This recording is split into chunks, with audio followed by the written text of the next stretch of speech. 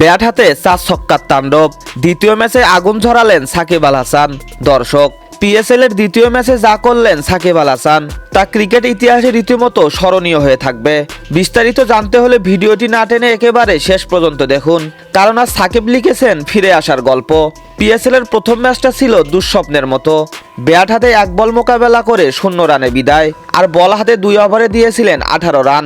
এমন পারফরমেন্স দেখে অনেকেই বলেছিল সাকিবের কি তাহলে এখানেই শেষ। কিন্তু বিশ্বসেরা অলরাউন্ডাররা কখনো হার মানেন না।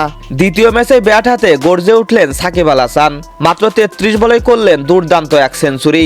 একেবারে আক্রমণাত্মক মেজাজে থাকা এই ইনিংসে তিনি 106 রান করে বিদায় নেন। তার এই ইনিংসে ছিল একটানা 6টি বিশাল ছক্কা, আর সেঞ্চুরির 100 রানটি পূরণ করেন দুর্দান্ত একটি ছক্কা মেরে। 94 থেকে সরাসরি ছক্কা মেরে ছুঁয়ে ফেলেন শতকের মাইল ফলক। এই ইনিংস যেন সবার মুখ বন্ধ করে দিয়ে সাকিব নিজেই জানিয়ে দিলেন, আমি এখনো ফুরিয়ে যাইনি।